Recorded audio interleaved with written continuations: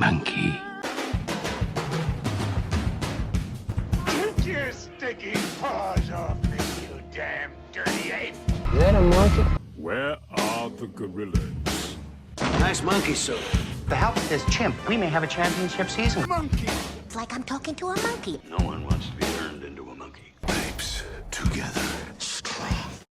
Hello, ladies and gentlemen. Welcome to Cinemonkey. My name is Mike DePalma. I am your host. And joining me today is my guest co-host, my good friend, Helene Graham. Hello, Mike. Happy to be here. You sure are. Been here for 2.5 hours while we work out the technical difficulties of the show. And there were several. And there are so many, but we got it down. We're rolling, we're moving, we're cruising. And today, swinging onto our screens, we're talking about a special movie to Helen. Helen, what is that movie?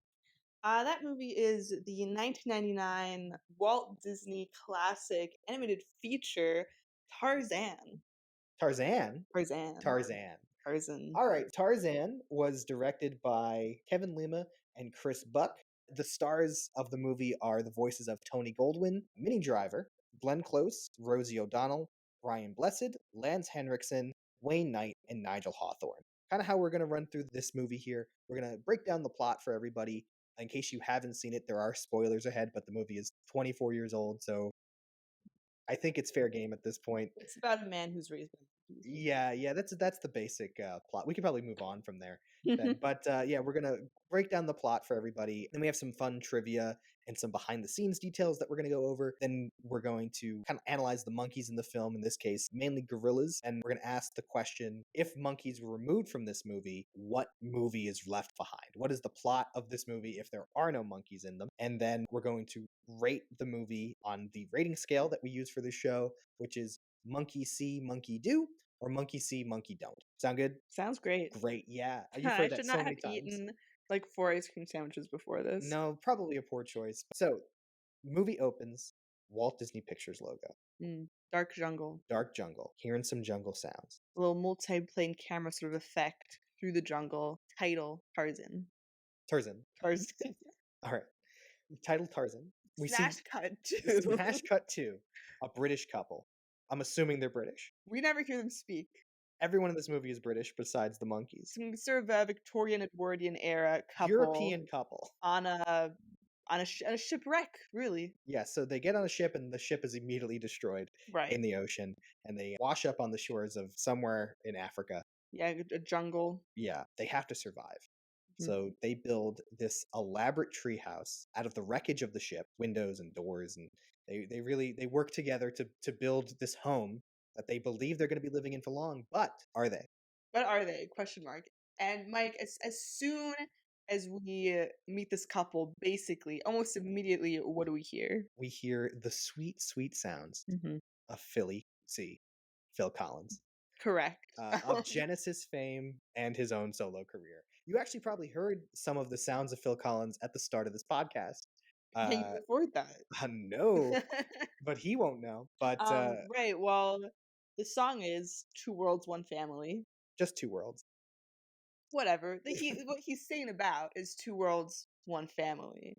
Because we're seeing this one family. Did we mention they have a baby? I don't think we did. Oh, that this couple? Yeah. Well, so this couple has a baby. They have a baby with them. Turns out, spoiler, Tarzan. But while we're meeting this couple, there's another family that we meet, which is gorillas. Gorillas. A gorilla pack led by the leader Kerchak, big buff gorilla, and one of his wives, Kala. He's the only male in the tribe. I assume. I think. I don't really know. No one else has the voice of a male. I haven't looked into gorilla pack dynamics, but that's not what this is about. No, we're talking about the movies. Listen, it can be fictional. It's fine.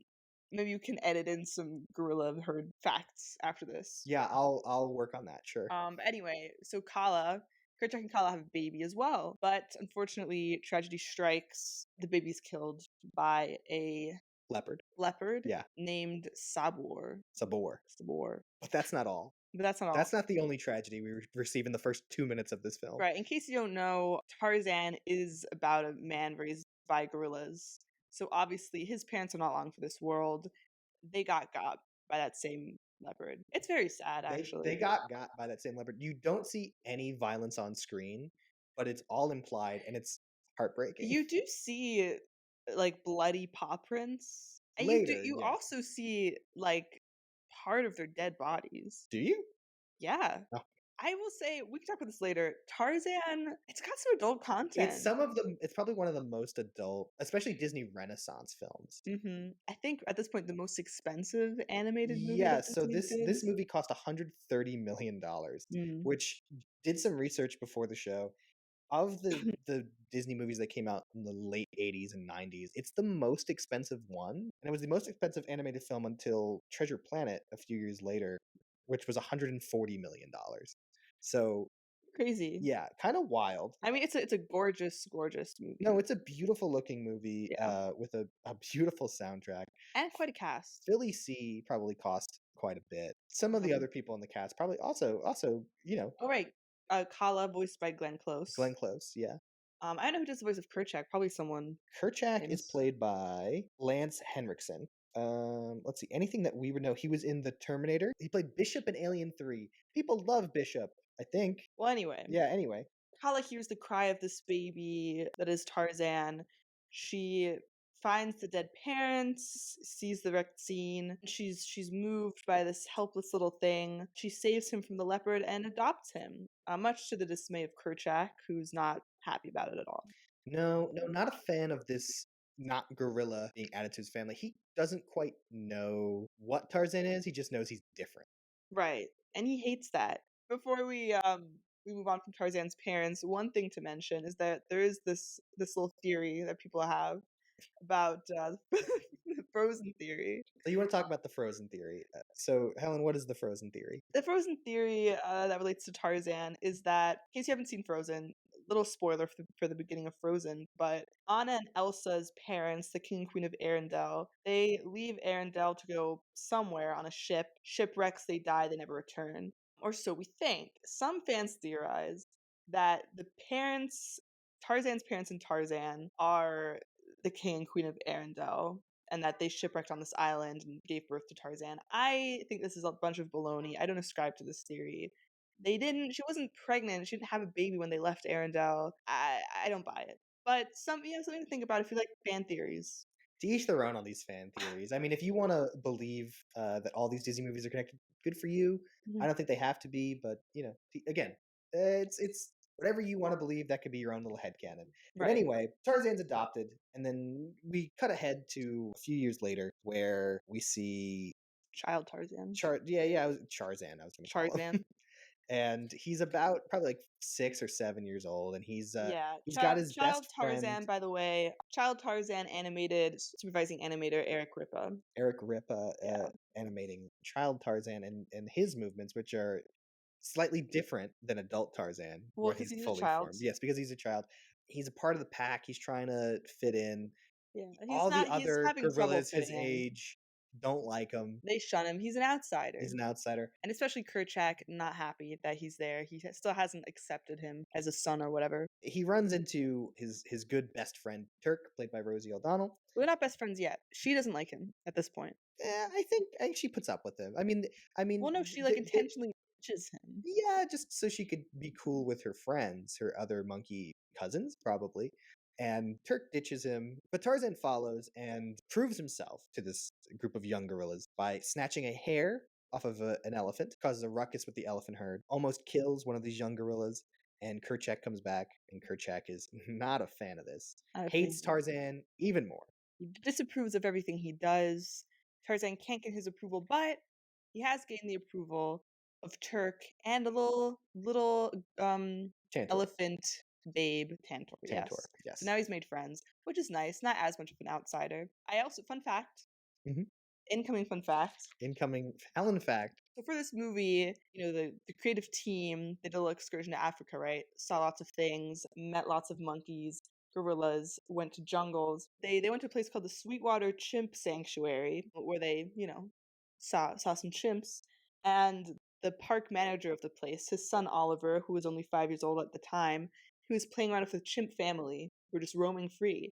And the creative team saw this, and they're like, inspiration for young Tarzan right there. That's kind of fun. That's Yeah, fun, you know? They that's saw him, he was like rolling around playing with his chimp family, and they're like, we could have a kid Tarzan doing just that, you know? and so is that why they added that sequence into the movie of like a kid Tarzan? Or? I don't think that's why. I think they already wanted to have kid Tarzan, but that was part of what they used for the way Tarzan interacts with the other gorillas, I think.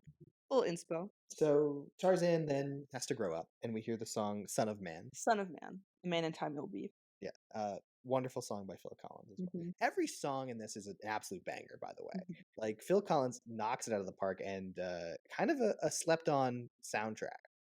Kind of, we I guess talk about this now. I read that the animators of this movie and the directors, they kind of didn't want the film to be a musical in a traditional sense because they thought a shirtless man singing was ridiculous. So they wanted to have the music inspired by jungle beats and jungle music and everything, and they decided move away from a traditional musical route, and they went to Phil Collins because he was a really good percussionist and drummer, and he reshaped the way, like, he didn't want to do it at first, but then he read the book Tarzan, and then he was like, okay, I have these 3 songs out the gate, one of them being, I believe, Son of Man, and like the camp song that Trash in the camp. yeah, Trash in the Camp, and one of the other songs as well. He kind of had it out the gate, and he was like, okay, I'll do your movie. Speaking of, may I interrupt? Yeah. Speaking of the book by Edgar Rice Burroughs, the original tale, I think it was came out in 1930 something. I'm not sure. Edgar Rice Burroughs actually was quoted as saying that he could imagine it as an animated film and that he would want it to be up to Disney excellence. Basically, what he said. Oh, so it was just destined to become. It was a destined Disney to be. movie. He kind of predicted it. So the Edgar Rice Burroughs estate definitely approved of the movie. Nice. All Yeah. right. Well, that's a nice little tidbit there. Yeah. We see a little montage of Tarzan Right. growing up, and Great then montage. One of 2 fantastic montages in this it movie. ends in Tarzan doing his iconic hunched over pose. You see him ride some vines and stuff, and then You see him. Oh, let's talk about that. okay, let's go back. Yeah. Let's go back. There's a lot to say about this montage because it showcases some of the best sort of visual talent and technology that this movie has to offer. For example, you see Tarzan surfing the vines, swinging the vines, skating the vines, much like Tony Hawk, who, who What a was transition, yeah. who was an inspiration. Everything leads back to Tony Hawk, 6 degrees of Tony Hawk, as they say. But yeah, basically, this is when I get to talk about Glenn Keane, yes? Sure, if you want to talk about Glenn Keane now, we could talk about Glenn Keane. Glenn Keane, I mean, I'm going to be talking about him a couple times in this, but a legend, Disney legend, animated Ariel, animated Aladdin, the Beast, supervising animator, I should say.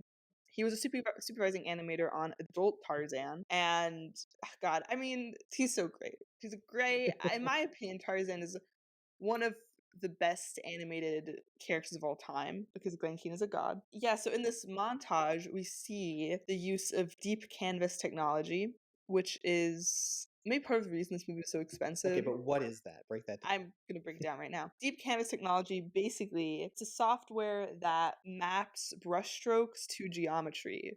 What that means is that they created 3D geometric backgrounds. So they created like these branches, these vines, sculpted them, had a camera moving through them, the way that CG animation is done today, basically. But the textures and all the details that you see on those shapes were painted by a painter just digitally. So they painted on these branches and these vines, and the computer remembers these brushstrokes, and so when the camera moves through them from all angles, it's a painted shape. Does that make sense? Yeah.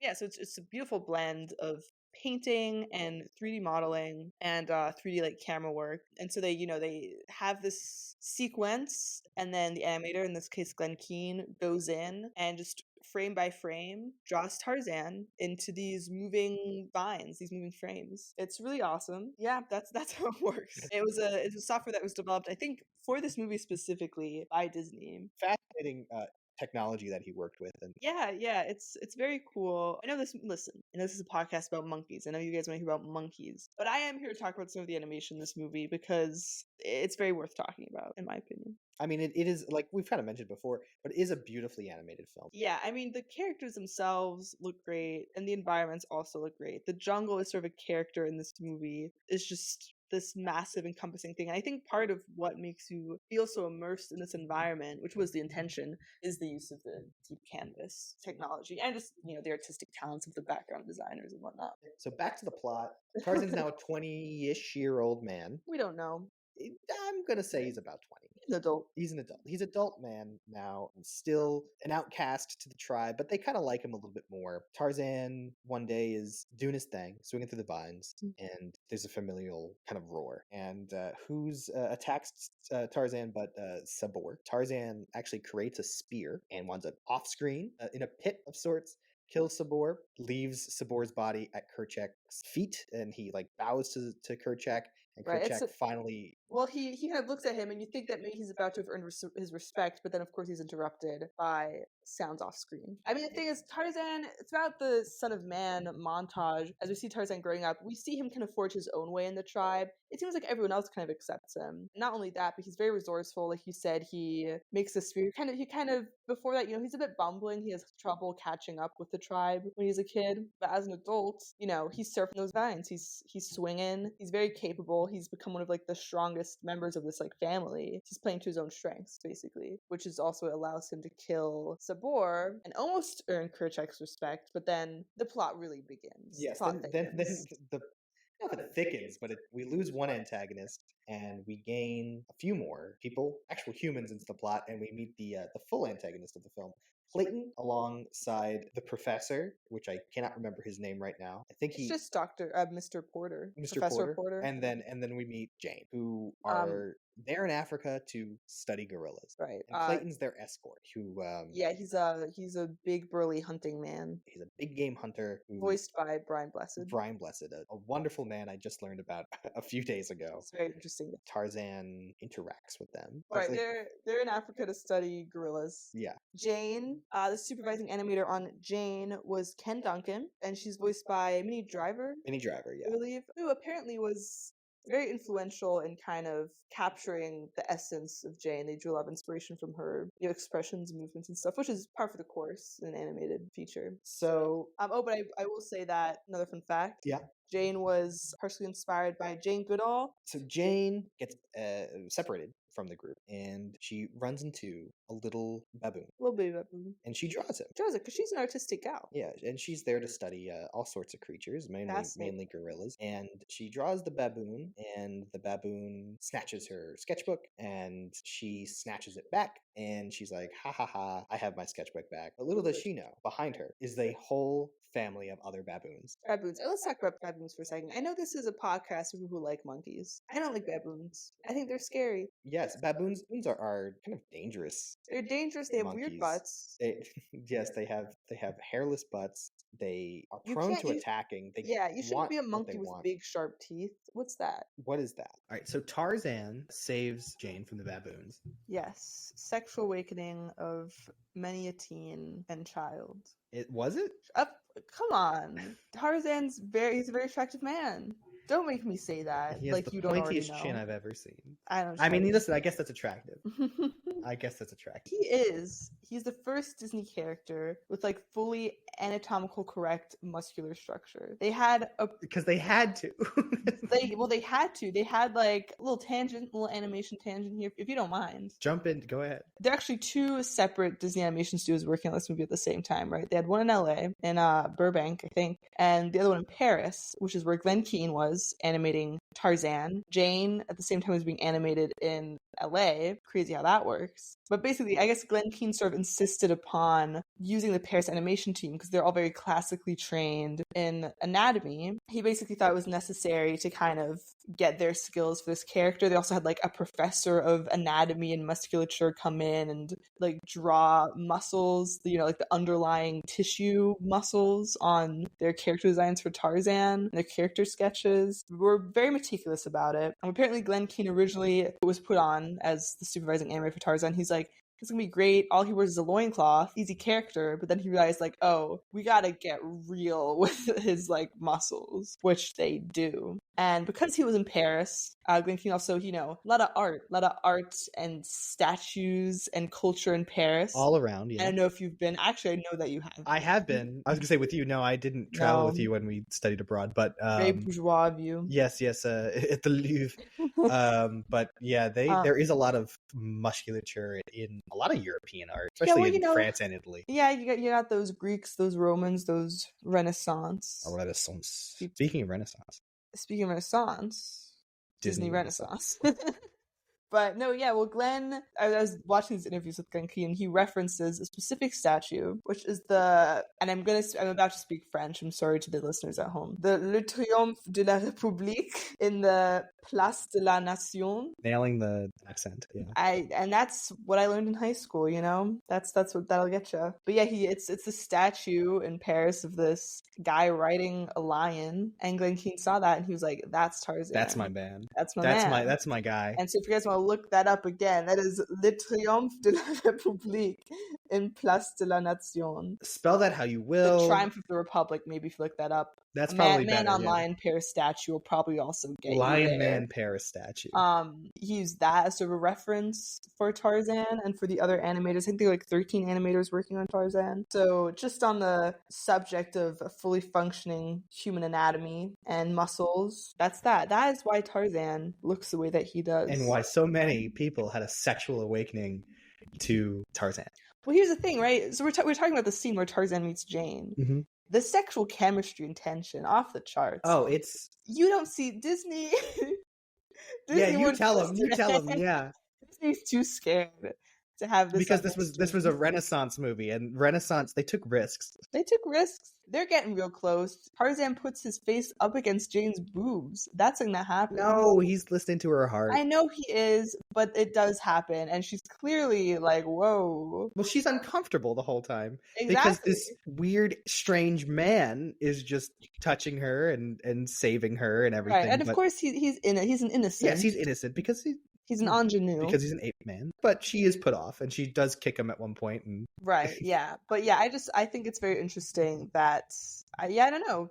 They weren't afraid to get a little steamy. But on a more romantic note, on a sweet note, yeah. still on Glenn Keane here. Mm-hmm. Right, so Tarzan meets Jane, he rescues her. There's a whole chase scene with the baboons. The baboons. Finally, they have a kind of quiet moment where Tarzan and Jane really interact for the first time. She's obviously scared out of her mind. Who's this ape man, Mm-hmm. And Tarzan's fascinated because for the first time he's seeing someone who looks like him. He listens to her heartbeat, has her listen to his, and he daintily takes off her gloves and he puts their hands together in a very, touching little scene, which mirrors an earlier scene where Kala does the same with Tarzan when he's a kid, you may recall. I do recall. We didn't mention it, but yeah that does happen. And... It does happen. Right there, there's a whole important scene actually that we didn't talk about. When Tarzan's a kid, where Kala kind of, Tarzan's like, what's wrong with me? Why am I so different? He puts mud on his face to try to look more like a gorilla. Kala tries to reassure him and be like, you're your family. Your family. You're a special guy.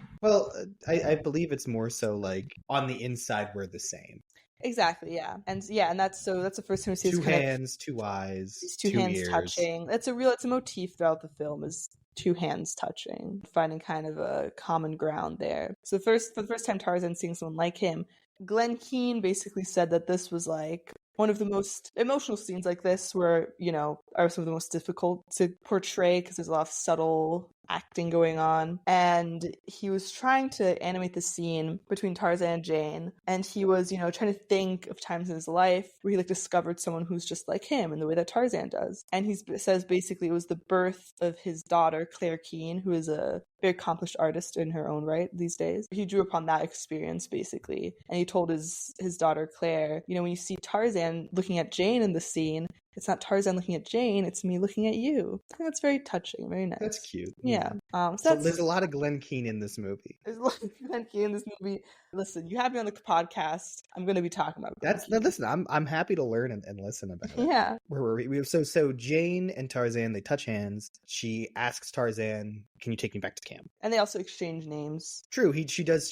teach him kind of how to speak for the first time. Yeah, we hear Tarzan speak, which is crazy. Yeah, and he's a great imitator. Voiced by... Voiced by, well, no, because he talks. No, that's true. He talks before. He talks to the monkeys, so He no, talks we're to not the gonna. monkeys, but we hear him speak. We're understanding for the first time that, oh, he's speaking English for the first time. Anyway, voiced by Tony Goldwyn. Funny fact about Tony Goldwyn, seems like a very nice man. I don't necessarily know if he was the best fit for this role. When they first initially conceived of Tarzan's voice, they wanted Tarzan to speak in an American accent to the gorillas and speak in a British accent to all the humans. Oh, But he was so bad at doing the British accent, they said, let's just drop it. interesting. That would have been a bit strange. If he had two different voices. He had two different accents. Yeah. Well, Yeah. anyway, so he's a great imitator. He I can. mean, he's great. I know the animators really like that his voice has like an innocence to it, but also he's able to kind of pull off this sort of animal instinct, I guess. I also I think I read somewhere that maybe his grandfather was good friends with Walt Disney. Yes. So, or was his father? I don't know. Anyway, Something like that. is this guy in relation to like MGM? Oh, so is the son? It doesn't matter. So Tarzan takes Jane to the camp where Tarzan meets Clayton for the first time, and he Right. meets the professor for the first Wait, time. rewind. Yeah. I think it's a fun little thing to note that when Tarzan and Jane they're exchanging names, Jane's like, Tarzan? Jane, and they hear gunshot and she goes, oh, Clayton, because Oh, yeah. we're introduced to Clayton knowing that he's carrying a gun. He's popping off all over this jungle. He's shooting anything that moves. yeah, he's very trigger happy. So as soon as she hears a gun, Jane's like, "Oh, that's Clayton." And Tarzan thinks that Clayton is the word for a gunshot. For a gunshot. Symbolism, maybe. Meanwhile, let's talk about our monkeys, our gorillas, It's time to talk about the monkeys. Turk. We're talking a lot about the people. and the other monkeys, and Tantor. Forgot his name. Elephant. They wind up finding the camp of Jane and Clayton and the professor, and they have a little musical number by smashing and destroying the camp, and that's why the song is called "Trash in the Camp." Yeah. And there's no real lyrics; it's just kind of It's fun little noises. sounds It's a and fun noises. song. Kind of ASMR becomes song. Becomes song as orchestrated by Phil Collins, who apparently just went around the studio just trying to find anything that wasn't a musical instrument and tried to make the sounds into a song. And that's kind of fun. Fun little time. And this is where you really get to see monkeys be monkeys. It's true. Monkeys be monkeys. They decimate the place. After that song, Jane comes back with Tarzan. Yeah. Tarzan leaves her, disappears into the jungle, into the wood. And Jane yeah. is fascinated by the sight of these monkeys. This is So true. very happy to see them. She's very happy to see them, but she only gets a glimpse. Yeah, and they're scared of her, obviously. Yeah. And she realizes here that Tarzan can speak to the monkeys. So Tarzan speaks to them and they go away before Clayton and the professor come back. So Clayton and the professor show up and Jane kind of goes on this little rant about how she met this ape man in the jungle and that they were gorillas and It's a flying wild man. yeah, and of course being two older men, they're like, there's just a woman just kind of living out her fantasy, a little girl's fantasy. Fun fact. Yeah. About this scene. Yeah. Minnie Driver improvised much of this little monologue that Jane goes on. She's describing meeting Tarzan to her father. Ken Duncan, Jane's supervising animator, took him 7 weeks and 73 feet of film to animate Minnie Driver's improvised scene here, which makes it one of the longest continuous animated scenes ever, apparently. I think it's like 7 minutes or something like that. You think the scene is 7 minutes? I think I read somewhere it was like a 7-minute take. Oh, well, yeah, but the entire No, scene the entire is thing is 7 not 7 minutes.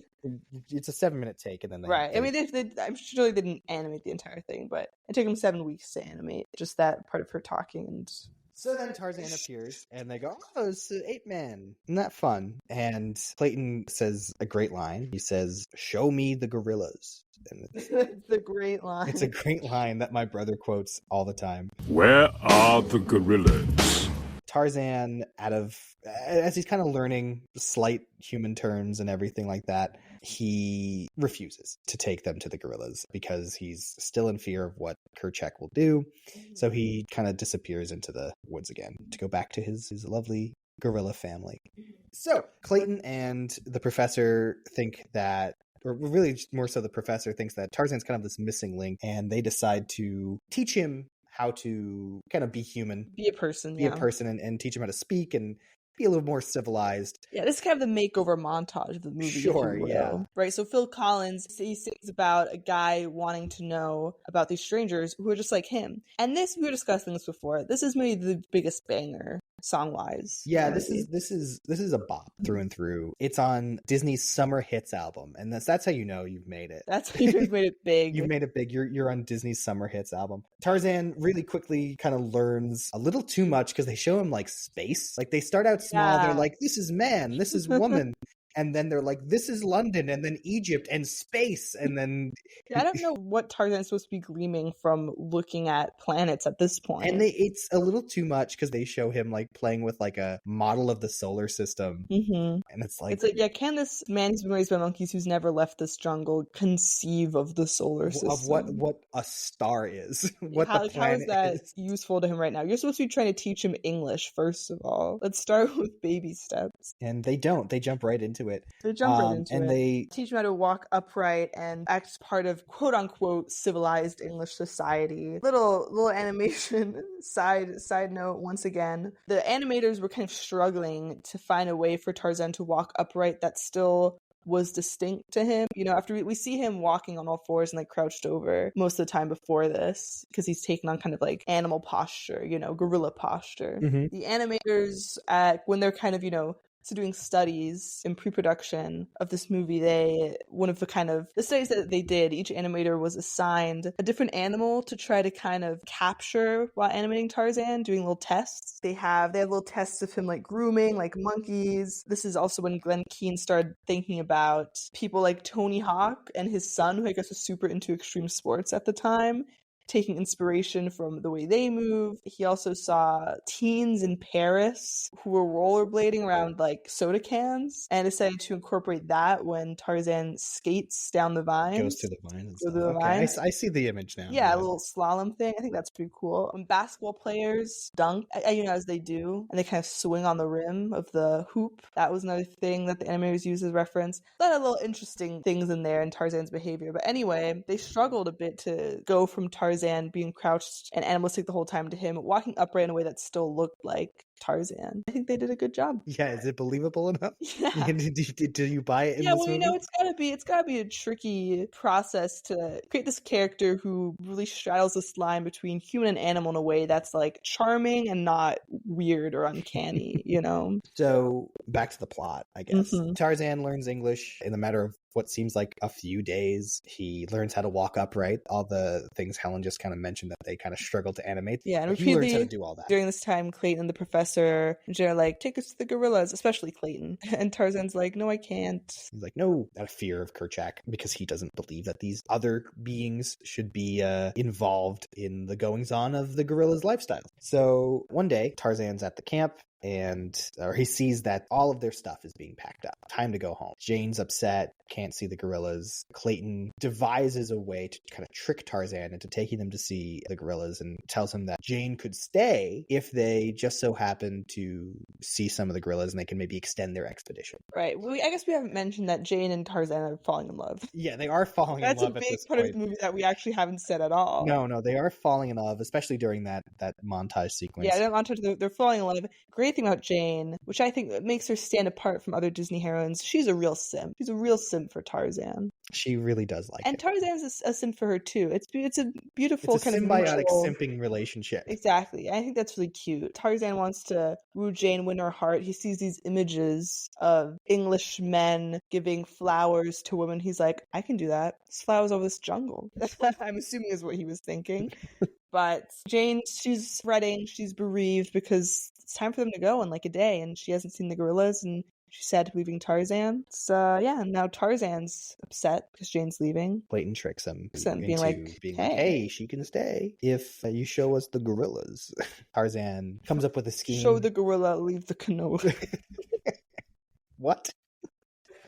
You Show know. me the gorilla, leave the cannoli. Is that what you said? That's what I said. Classic Tarzan reference. Mm-hmm. So Tarzan devises a plan with Turk and Tantor to lure Kerchak away from the tribe by dressing up as the professor and Jane. So Kerchak will chase them, and then Tarzan leads Jane, the professor, and Clayton to the gorillas. Classic sort of movie magic where animals dress up like people and everyone buys it, a la Scooby-Doo. A la Scooby-Doo. Maybe Kerchak he's older. Maybe he's getting blinder. I don't know what monkey vision looks like, but I don't know either. I'm sure it's pretty good or bad. Who knows? Anyway, Kerchak's away. Tarzan takes them to the gorilla sanctuary, and Tarzan introduces Jane to his mother. Yes. Yeah, he's like, this is my mother. And she's like, oh. It's like, oh, you're okay. A gorilla's your mom. Okay, all right. Sure. But Jane's, she's enchanted. She's so happy. She sees Tarzan playing with the gorilla children and kind of gets enthralled in the gorilla society along with her father. Clayton gets his gun stolen, and one of the gorillas points the gun directly at their face, and he's like, that's not a toy, and takes it back. And they see the gorillas acting in their natural habitat, which is great for them.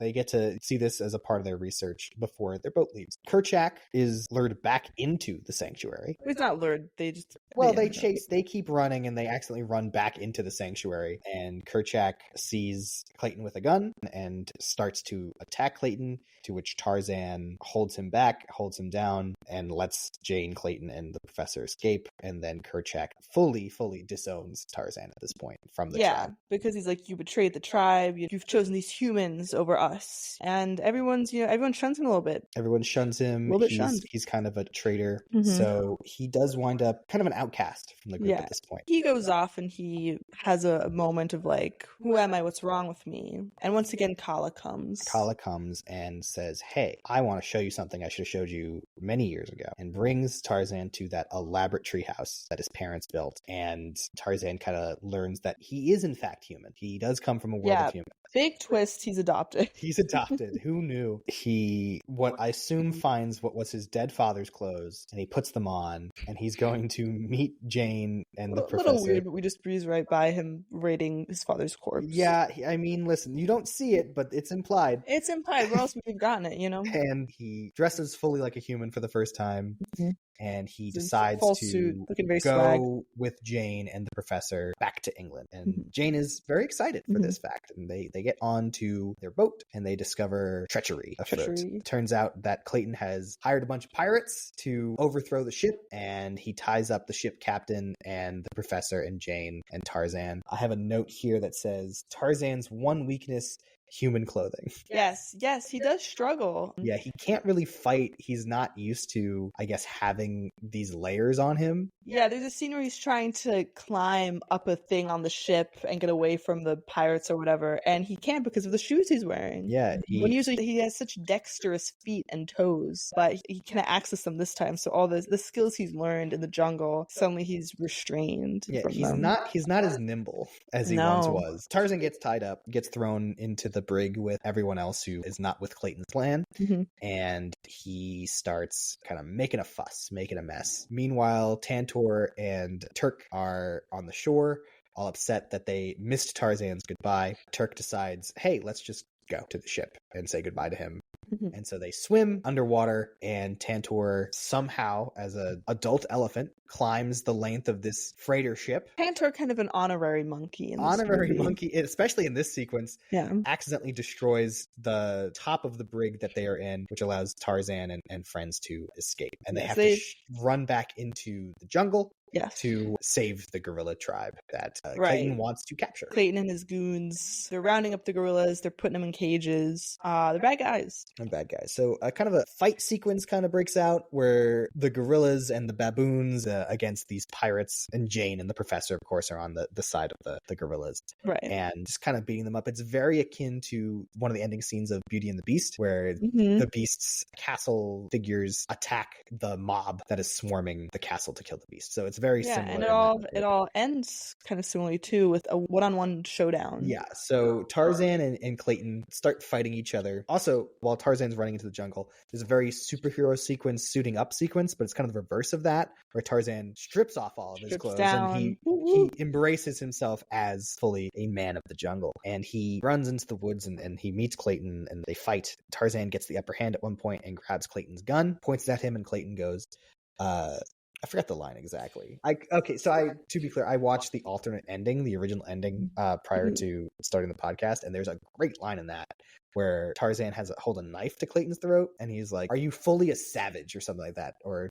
"Embrace your full savage." And Tarzan, in both versions, throws the weapon away. So Tarzan breaks the gun, throws it away. Clayton chases him into the vines with a machete. He's like chopping away at the vines, trying to get at Tarzan, and Tarzan keeps throwing the vines at Clayton, wrapping his arms, wrapping his legs, wrapping his torso, and then eventually wrapping his neck. Tarzan tries to warn him that what he's doing is maybe not for his health. Spoiler alert, Clayton falls to his death, and I think Tarzan warning him before being like, Clayton, like, wait, hold on. It's a very Disney thing to do. There's so many Disney movies where the villain falls to their death. Well, Tarzan also, they don't want Tarzan to be a murderer. Well, no, that's what I'm saying. They do that with every hero. The hero can't want the villain to fall because the hero needs to retain some goodness, you know? Yeah. It's always the villain's own undoing. The hero cannot push them off the cliff because, you know, you gotta retain his innocence in a way. A lot of falling to your death. They're kind of their own undoing in a way. And the hero, even though they defeat the villain, they aren't like the exact cause of their death, which I think is probably an important distinction that Disney like wants kids to take away. Oh, of course. Hey, you know, these are the good guys. Yeah. Tarzan's not gonna he doesn't want to kill Clayton, but Clayton is going to die. Essentially, Clayton hangs himself by accident. Yeah, via vine. And you see it wrap around his neck and you see him fall, but you don't actually see the image of his dead body. But you do see his machete in the ground in the rain, and there's a lightning strike, and you could see his body swinging for just a moment. Right, yeah, you see like the shadow of his body. Yeah, and so that's pretty gruesome. Yeah, a lot of lightning in this movie. I took note of that when we were watching it. A lot of very cool use of lightning in this movie. Lighting in general. No, I mean it's the lighting is really cool. Oh, forgot to mention, during the struggle of apes attacking and everything, Clayton shoots Kerchak. Oh yes, that's very important. We forgot about that. Clayton shoots Kerchak, and Kerchak, after Clayton's death, Tarzan goes to him to talk to him and check on how he's doing, and he's not doing great. No, and he is dying. Kerchak does die. He says to Tarzan, yeah, it's something along the lines of like, you are the you take care of the tribe or something like that. I don't think that's correct. No, he's like, I don't know, he says meaningful parting last words and we forgot what they were. Something along the lines of, you know, I'm sorry it took me this long to realize you were always part of the family. Yeah, he just accepts him as his son. You were always one of us. Something like that. Yeah. Being what we can only tell is the only male in the tribe, Tarzan then becomes the leader of the tribe. And I don't want to think too hard about the implications of that. And we won't dwell on that. Next day, Jane and the professor are heading back to the boat. They're rowing away. Jane says goodbye to Tarzan, and the professor's like, go to him. Go to him. And so she jumps into the water with her dress on and swims to shore. And he sits there for a minute and goes, what am I thinking? And then he also jumps off and he's like, yeah, not before telling the guy rowing the boat, tell everyone you didn't find us in the jungle. He wants everyone in England to believe that he and his daughter have died. They're dead or missing. Yeah, I guess let's hope they don't have any friends or family. No. And they swim to shore, and then they become integrated into ape society. Tarzan and Jane share a beautiful kiss. They do. For the first time, they do kiss each other. I wonder how Tarzan knows about kissing. Doesn't matter. I'm sure he's good at it. Okay. Let's move on. And then, sure. I thought we weren't dwelling on the implications of things. I'm not implying anything there. Anyway, moving on. But yeah, they become part of ape society. They finish off with a rendition of Two Worlds again. Oh, you know, we forgot to mention a song earlier, which was You'll Be in My Heart. Oh, actually, yeah, probably the most important song in this movie. Yeah, which is kind of like Kala's song. Yeah, it's a beautiful piece, which plays during... I think it might play more than once. But yeah, basically Kala relaying to Tarzan how much she loves him and how much he is her son. Can't believe we missed You'll Be in My Heart. Yeah, I had even written down here like what songs appear when, but oh well. I have a funny note here. Uh-huh. Tarzan is probably the most tragic Disney hero because he has triple the dead parents. All three of them are dead, except for his mother. Parents, yeah. His gorilla mother, I should specify. So they become integrated into ape society, and the movie ends. We get the title Tarzan again. And it ends with the most iconic Tarzan gesture, the yell, the yodel. The Tarzan yell, which, Mike, would you like to demonstrate right now, please, for everyone we're not at home? Do that. You all know what it sounds like. Fun fact. Yeah. about the yodel. Yeah. It is not, what's his name? Back to Tony Goldwyn. Tony Goldwyn. Tony Poor Goldwyn. guy getting the short end of the stick. Poor Not being guy. able to do British voices. He couldn't do the yell. No, apparently Brian Blessed, who is the Voice of Clayton. the voice of Clayton, prolific sort of Shakespearean British actor. He was leaving the studio on his last day, his last wrap, about to head to the airport. He hears Tony Goldwyn do the Tarzan yell, and he's like, what the heck was that? That was pathetic, which is also what the director said. And Brian Blessed was like, hey, listen, when I was a kid, me and my friends, we were always doing the Tarzan yell, you know, back in the day. That's what Brian Blessed sounds like. We always did the Tarzan yell. And he did it, and it was amazing. And so what you hear in the movie is Brian Blessed, the voice of Clayton, doing Tarzan. Yeah, so poor Tony Goldwyn. Didn't have the chutzpah for it, I guess. No. So yeah, so that's the movie. That's the plot of the film. A lot of the film.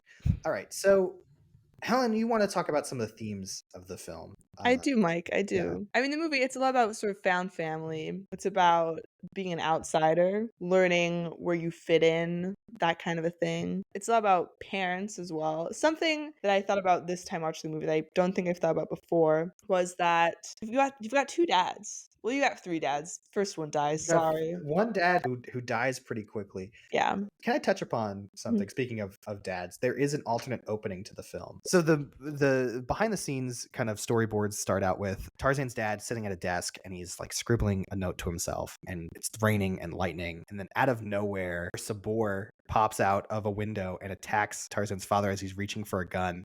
Sabor like slashes at him. You don't see him fully make contact with Tarzan's father, but the ink that he was writing the letter with falls onto the ground, and then you see Tarzan's father's like hand grab the ink and slowly get dragged away into the Ooh. night. And it's a little too brutal. It's already dark as is. Yeah, an alternate ending to the film, I kind of talked about it a little bit, was on the freighter ship. Tarzan and Clayton fight each other. Tarzan, instead of having Clayton throw vines at him, he holds a knife to his neck, and Clayton is like, well, you're a savage now. Tarzan goes, no, I'm better than you, and then Clayton tries to lunge at him, and Tarzan throws his knife at him. It catches his sleeve to the wall, and Clayton is like struggling to get out. The wall has gasoline in it, and gasoline goes on the ground. There's kind of flames all around the riverboat that Clayton had started to try to kill Tarzan earlier. The flames slowly start creeping up towards Clayton, and then the boat explodes. Oh. Yeah. The directors believe that Tarzan should be in his element at the end of the film and not on human ground, and should be in the jungle. That makes They sense. moved the ending back to the jungle so Clayton could hang himself. Perfect. Yeah. I think they made the right call. They did for sure. Again, if you want to look any of these up, just Google them on YouTube, or if you happen to have the Tarzan DVD, I believe they come from the 2-disc special edition. Back to themes. Right. Yes, okay, we've got one dead dad and we've got two live dads. Sorry, dead dad. We're not going to talk about you. We've got Kerchak, guerrilla leader, very strict, intimidating, doesn't accept Tarzan for who he is, narrow-minded, doesn't want to consider outsiders or outsider behavior of any kind. And we've got Jane's dad, Mr. Porter, Dr. Porter, whatever, who is like the most supportive, loving, fawning dad ever. Anything Jane does, he's just like, that's cool. He's, of course, yeah, at the end, he encourages her to stay in the jungle instead of go back to England with him. He's like, go be with this wild man who you clearly love. You met 2 weeks ago, yeah. Yeah, he really gives his daughter a lot of freedom. You know, you've got two different parenting styles here, and you can see where it leads. You know, Jane, she's a little goofy, but she's well adjusted. She's happy. She knows what she wants. Tarzan, he's a tortured soul. That's what happens when you've got a dad who's mean to you. That's my deep read of this movie. I also realized that really, if we were to sum this movie up, it's the story of a man who's raised to be a monkey, who's then raised to be a man. Well, listen, we're talking about monkeys. You gotta talk about why people love monkeys. They're human-like. They're kind of close. Look upon, this movie, any movie where you have a talking monkey. We're trying to get monkeys to be us. Yeah. But when they do become us, we get upset. We get a little upset about it. A la Planet of the Apes.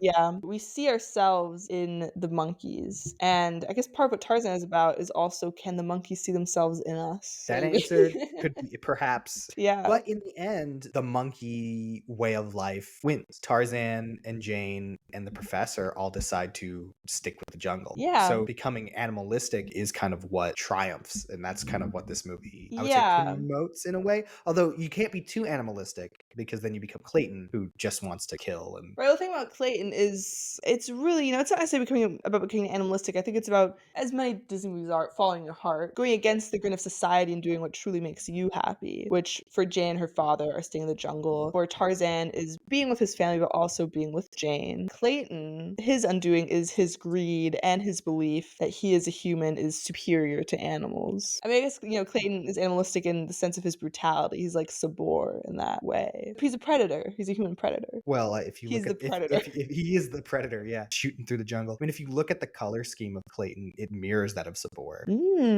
Because Sabor is a Interesting. yellow leopard. Clayton also wears yellow, and that's the only parallel I can draw. That's Besides, they're true. both the antagonists of this film. They're both And antagonists. as Yeah. soon as one is killed, the other is immediately introduced. That's true, yeah. Yeah, I'm pretty sure is what alerts Tarzan first after he kills Sabor to the presence of humans is the sound of a gunshot, isn't it? Yeah. Which is Clayton. Which is Clayton. Yeah, that's very interesting. We have an animal antagonist and a human antagonist who share brutality, and we have monkey and human antagonists who share Come on, get love. across the finish line. You got it. I'm struggling. But yeah, it's No, finish the thought. it's about sharing hearts. You've got Tarzan and Jane and the gorillas. They share love. They share a heart and a connection. The Sabor, the leopard, and Clayton, they share a freaking rotten heart. Pre-Christmas Grinch over here. A lot of foils in this movie. Although, was Sabor doing anything wrong? Well, Sabor's an animal. Sabor is an animal. That's the thing. I guess you could.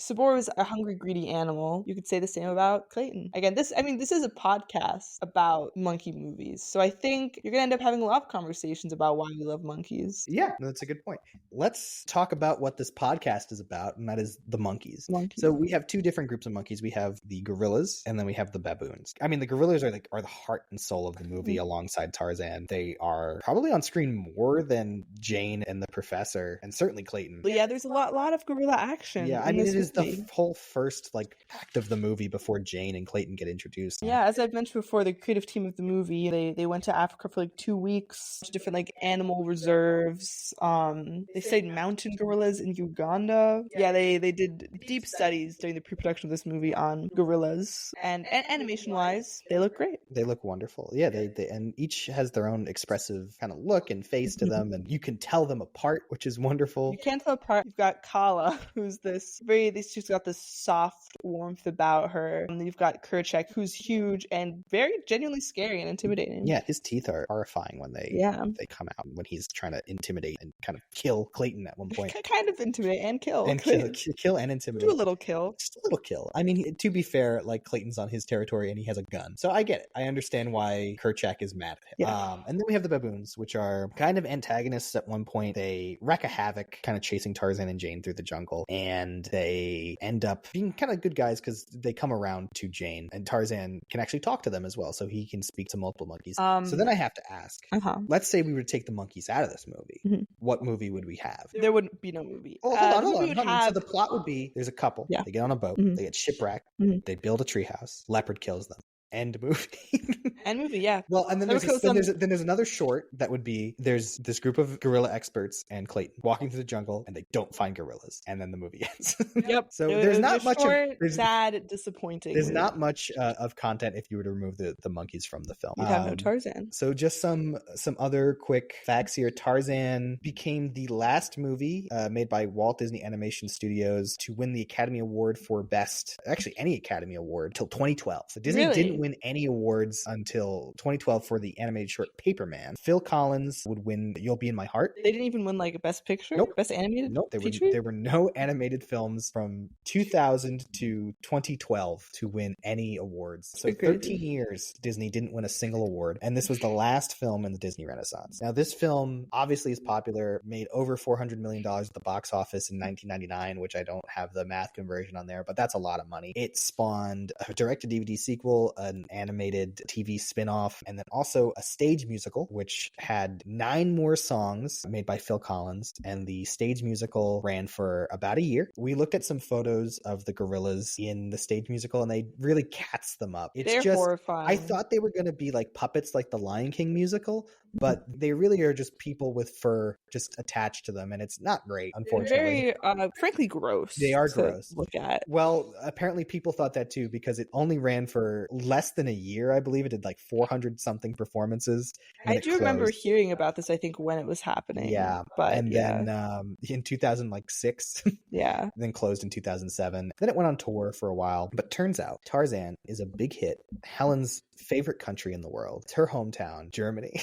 True. Yes. Yeah, I huge. actually do remember hearing. I think I remember seeing like TV spots for it in Germany. Well, it ran for for the Tarzan 10 musical. years in Germany. It ran from Weird. 2008 to 2018, and it's such a big hit that it just reopened. So there was a revival that just opened on November 18th, 2023, because the German people love their Tarzan music. They love their Tarzan music. Speaking of German Tarzan music, Oh, yes. So Phil Collins recorded the soundtrack in several different languages, including French, Italian, German, and 2 different versions of Spanish. why 2 different versions in Spanish? The Latin American Spanish, and then I guess more of the Spain dialect of Spanish. That's cool. Um, Good for Phil Collins. Really committing to it. yeah. It's according to Collins, most of the songs he wrote for Tarzan came from improvisation sessions and his reactions while reading the treatment for the film. I kind of mentioned this earlier, but the songs that he just knew off the top of his head were "Son of Man," "Trash in the Camp," and "Strangers Like Me." And they were based off of his initial impressions after he read the source material. That's kind of the legacy here of Phil Collins. He's done a lot of work, and then he would come back He's to done do a lot of other things also. He's done a lot of stuff also, but he would come back to write the music for the movie Brother Bear as well. Oh. Disney likes him, and they like to reuse him. They like Phil Collins. And listen, They like to reuse, I mean, certain musicians, composers, your Howard Ashmans, your Lin-Manuels, not Sting. not Sting. It's a movie for another day. A movie for another day. I kind of mentioned it earlier. Brian Blessed, the Hmm. voice of Clayton, he said that this was one of his 2 favorite roles. The other was playing Henry IV. Oh, comparable. Yeah. Brian Blessed is an awesome guy. If you've ever seen an interview with him or anything, he's fascinating. He's a real wild man himself. He's been on many an expedition. Hard to tell how much of his tales are fact or fiction. He was on Would I Lie to You, the British TV show, which I'm a big fan of, in which he tells the true story of a time that he was, I can't remember, I think he said he was in the Amazon. He was on some kind of like safari boat tour. In a canoe, and the skipper was an orangutan who he claims rode like 10 or 15 miles. I believe his quote was 10, 15, 20 miles. Yeah, rowing that oar all by itself, and then it also gave him a big fat kiss at the end. We can't verify whether or not this is true, but I'm inclined to believe him. He seems to have lived a blessed life. Nice. Yeah, no, I've been working on that all week. He also would return to voice Clayton. So would our good friend that we keep saying has done a bad job, but he actually does a He pretty good hasn't job. done a bad job. Tony, He's done a Tony, great job. Tony Goldwyn He would. couldn't do 2 things, but he's a great Tarzan. No, he's a great Tarzan, but they would go back to revoice the character in the video game Kingdom Hearts. Really? You can visit Tarzan and Clayton in that game as well, where they redo the events of this film. I like that you're doing like a little a plug for a plug for a game that came out in 2003. Yeah, you can check Tarzan and Clayton out in Kingdom Hearts. That brings us to our final question here. Right. Now, Tarzan, Mhm. monkey see, monkey do, or monkey see, monkey don't? What a question that I really ask myself constantly. I think I know the answer to this. Yeah, obviously, it's a monkey see, monkey do, meaning go watch the movie if you haven't already. It is a beloved classic. You probably have, but if you haven't seen it in a while, watch it again. This time with fresh eyes. Appreciate what you're seeing. Tarzan's also a monkey see, monkey do for me. Mm-hmm. Now, do you love monkeys? I like monkeys. I mean, I like all animals. No, cop out answer. Okay. Do you like monkeys? I like monkeys. I'm not crazy about monkeys like some people are crazy about monkeys. All right? All right. Is that what you want to hear? Listen, monkeys have been my favorite animal for I know. years. I know you love monkeys. I know a lot of Hence the podcast. people love monkeys. I think they can be cute. I don't get the same kind of joy out of them that I think a lot of people do. Well, thank you for your time. Yeah, okay, that seems understandable, but no, You hate me. You hate me now. no, yeah, I mean, my audience might. Am I ever coming back on the podcast? Yeah, we'll get you over for Aladdin. We'll get you or The Lion King, I think I Listen, have planned you for bring later me on the this year. podcast. I'm your cold-hearted Cold-hearted, animation consultant. anti-monkey animation consultant. You just wanna talk the facts, you just wanna talk the Glen Keanes I of it want all. to talk about facts and gothic literature and keep fun away from me. Yeah. No, it was a pleasure to have you on today. I hope you had a good time as well. Great Especially time. it took us 5 hours to record this maybe hour podcast. Mhm. I want to thank you so much for being on the podcast today, Helen. I hope you had a fun time, and I hope you all at home had a fun time listening. Let me roll out this outro here for you. I want to thank everyone who listened to the podcast. I want to thank Elias for our logo. If you want to help out the show in any capacity, we do have an Amazon affiliate link that I'm going to be putting in the show description. If you want, please leave a 5-star review on your podcast listener of choice. You can do them in an app most of the times. All right, so thank you so much for listening. What's a good pun here, Helen? What's a good monkey pun? All right, go bananas. Have a good one. Oh God. Bye. You can